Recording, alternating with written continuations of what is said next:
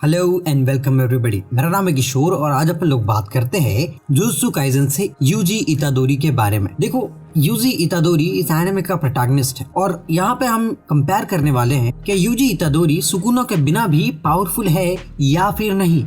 मतलब कि हम लोग बात करने वाले हैं कि इससे पहले कि सुकुना यूजा इतादोरी की बॉडी पर आता, उससे पहले यूजा इतादोरी कितना पावरफुल था और उसके आने के बाद भी वो जब सुकुना का यूज नहीं करता है या फिर सुकुना उसकी बॉडी पर कंट्रोल नहीं करता है, तो जब यूजी रहता है तब वो कितनी पावर हार्वेस्ट कर पाता है उसकी इस नॉर्मल बॉडी से या फिर कर्स स्पिरिट से या फिर कर्स पावर से। इसी के बारे में हम लोग थोड़ा सा डिस्कशन करेंगे।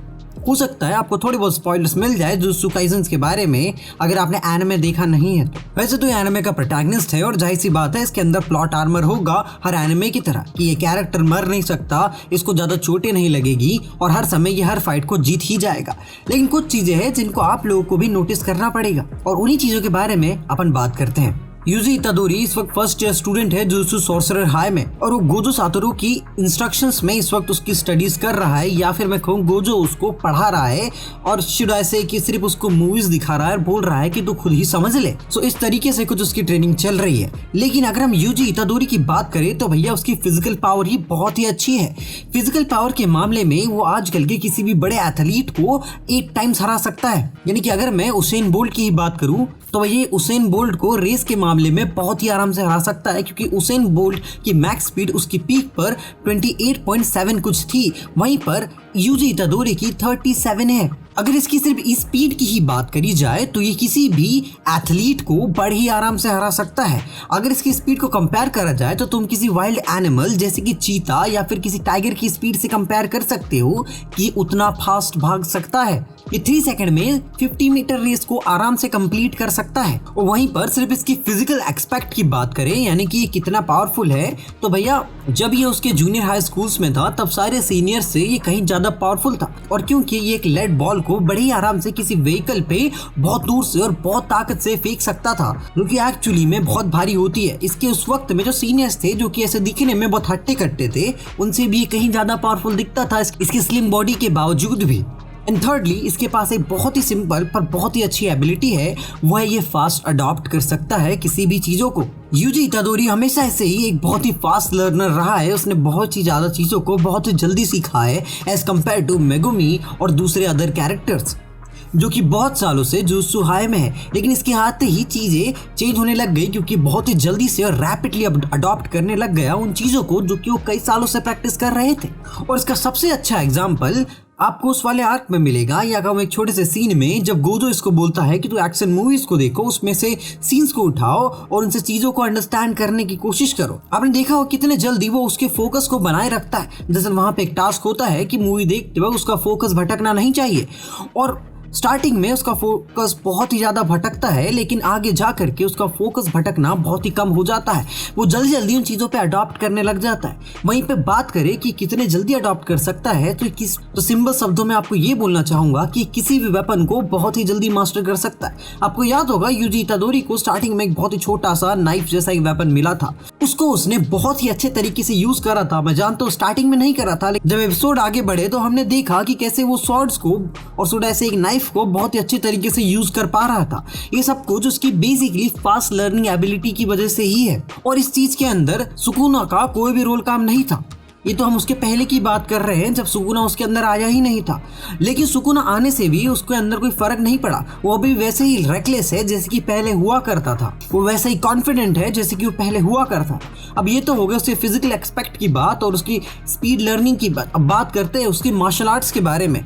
यूजी ने अभी तक 2 या 3 तरह के मार्शल आर्ट्स सीखे हैं, और सबसे अच्छी बात है कि इसने जापानीज ट्रेडिशनल मार्शल आर्ट्स ट्राइडो मार्शल आर्ट्स को भी सीखा है। ये एक जापानीज ट्रेडिशनल मार्शल आर्ट्स है जो कि बहुत पहले से चला आ रहा है, और इसको लेके फैंस भी बहुत खुश थे कि उन्होंने इस मार्शल आर्ट को शामिल करा है। इस मार्शल आर्ट के अंदर इस वक्त में इतादोरी जो यूज करता है वो है mid kick and low kicks and also quick footwork. ये तीनों टेक्निक उसको बहुत ही जल्दी किसी अपोनेंट को हराने में हेल्प करती है, और इन टेक्निक का वो यूज कर्स एनर्जी के साथ में करता है तो टेक्निक और भी ज्यादा इनहैंस हो जाती है।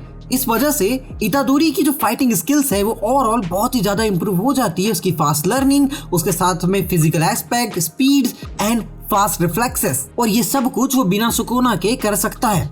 साथ ही साथ में इतादोरी ने 2 एशियन टेक्निक को भी सीखा है। सबसे पहली है नी रिलीज। इसमें क्या होता है कि अगर किसी अपोनेंट के साथ में फाइट कर रहा है तो उस फाइट के दौरान ये कभी भी उसके घुटनों पे नहीं आएगा, मतलब कि पूरे टाइम स्टैंडिंग पोजीशन पे ही रहेगा, ताकि एवरी टाइम ये अटैक के ऊपर रिफ्लेक्सेस दे सके और अटैक को झेल सके या फिर अटैक कर सके।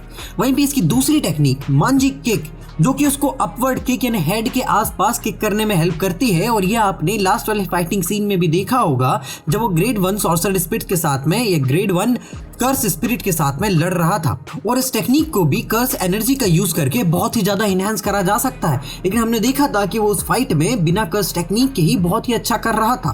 फिर हम आगे जाके देखते हैं कि वो कर्स टेक्निक का भी यूज करता है इन दोनों टेक्निक्स के साथ में, और बहुत ही ज्यादा इंप्रूव हो जाती है ये टेक्निक। साथ ही साथ इसका मार्शल आर्ट्स और अच्छे रिफ्लेक्सेस इसको और भी ज्यादा स्ट्रॉन्ग बना देते हैं इन चीजों के अंदर, और ये सब कुछ बिना सुकुना के।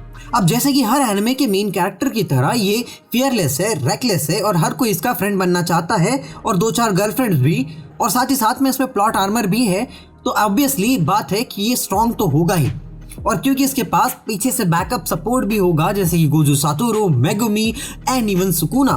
तो देख ही सकते हो कि अगर ऐसा इंडिविजुअली इसकी बात करें तो ये ऑलरेडी बहुत ही ज्यादा स्ट्रॉन्ग है, लेकिन अगर सुकुना को और सारे बैकग्राउंड को मैं रिमूव कर भी दूं तो भी ये बहुत ही ज्यादा स्ट्रॉन्ग है। सिंपल शब्दों में अगर इस वीडियो का कंक्लूजन निकाले तो सबसे पहले इसके पास है फास्ट रिफ्लेक्सेस।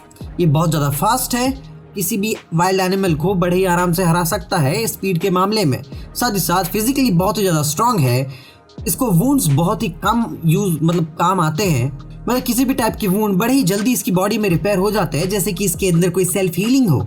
नेक्स्ट, ये फास्ट अडॉप्टर है, यानी किसी भी चीज को बहुत ही जल्दी मास्टर कर सकता है, किसी भी वेपन को, और किसी भी सिचुएशन में किसी भी कंडीशन में फास्ट अडॉप्ट कर सकता है उस सिचुएशन के अकॉर्डिंग, और ये सब कुछ बिना सुकुना के। वहीं पर अगर मैं सुकुना को ऐड भी कर देता हूँ तो सोच ही सकते हो कि कितना पावरफुल हो जाएगा अगर सुकुना इसकी बॉडी को यूज कर रहा है, क्योंकि अभी सुकुना के पास उतने उसके, मैं बोलूंगा कि सुकुना अभी उसके फुल पोटेंशियल पे नहीं है।